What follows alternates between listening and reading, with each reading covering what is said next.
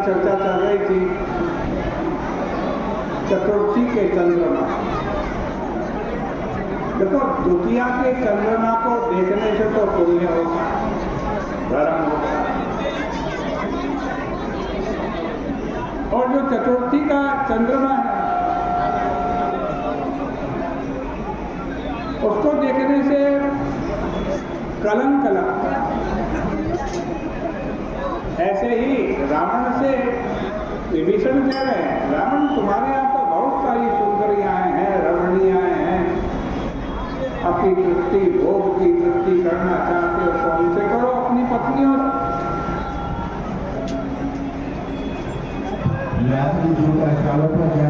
देखो, काम जो है ना, काम वो धर्म भी है, अधर्म भी है।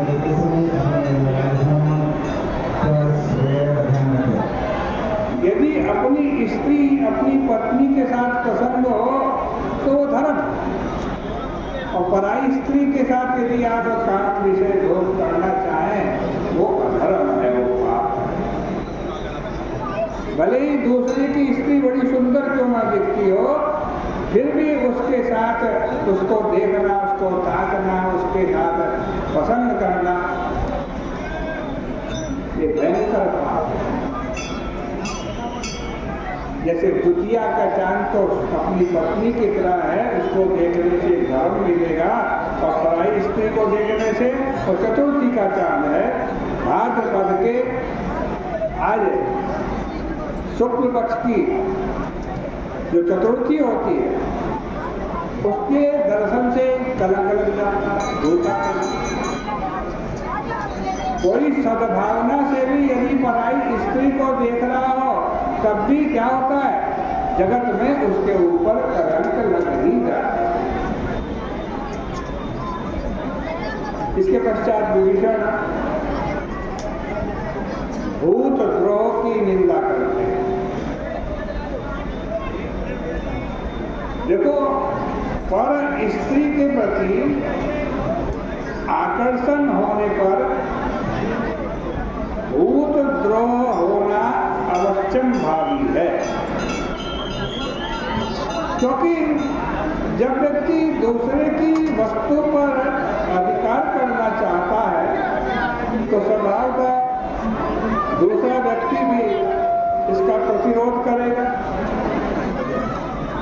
इस संघर्ष में सारे विश्व की सहानुभूति प्रतिरोधकर्ता के प्रति होगी, क्योंकि प्रत्येक व्यक्ति के मन में ये आशंका उत्पन्न होगी कि परसत्वापहारी से समाज सुरक्षित नहीं रह सकता, और तब एकजुट होकर उसका विरोध करेंगे, और ऐसी स्थिति में जब सब लोग विरोध करेंगे तो उसका विनाश अवश्य होगा।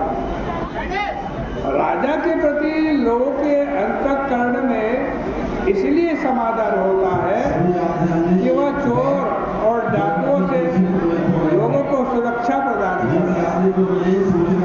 पर यदि राजा ही चोर और डाकुओं जैसा व्यवहार करने लगे, आचरण करने लगे, तो उसके प्रति लोग के मन में समादर की वृत्ति कैसे आ सकती है।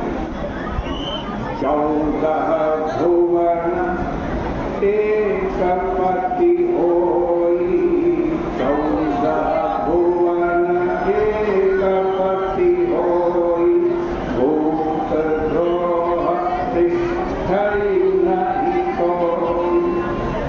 यह पंक्ति भी सांकेतिक रूप से रावण की आलोचना के लिए ही कही गई थी।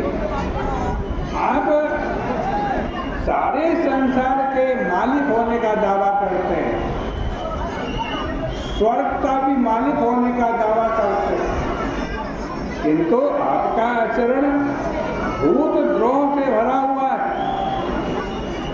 यदि आप यह कल्पना करते हैं कि सारे विश्व का विरोध करके आप सुखी रह सकते हैं तो यह आपकी धारणा सर्वथा अविवेकपूर्ण है।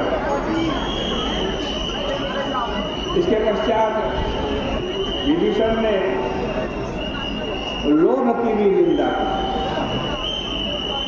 लोभ की वृत्ति कभी न संतुष्ट होने वाली वृत्ति है। बोल गंगा मैया की जय। गुणी से गुणी व्यक्ति जब लोभ की वृत्ति से प्रेरित होता है तब वह अपनी विशेषताओं का इतना अधिक मूल्य चाहता है कि वह लोगों के लिए भार बन जाता है। उसकी स्थिति एक ऐसे व्यापार की भांति हो जाती है जो जीवित रहने के लिए अपेक्षित धान्य का मनमाना मूल्य चाहता है। और ऐसा व्यक्ति समाज के स्थान पर, सम्मान के स्थान पर घृणा का पात्र हो जाता है। गुण सागर नागर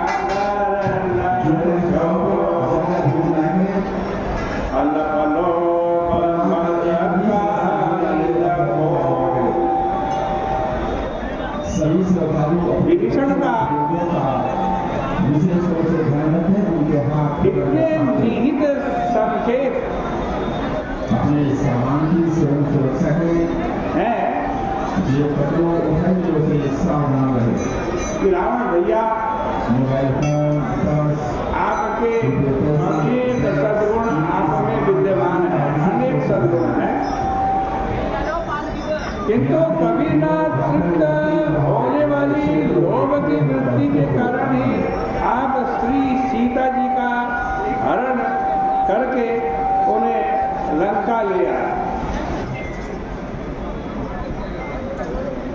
आपके इस कार्य की प्रशंसा कौन कर सकता है? इतना होने पर भी आपको इसकी चिंता नहीं। इसका कारण क्या है? आपका मद।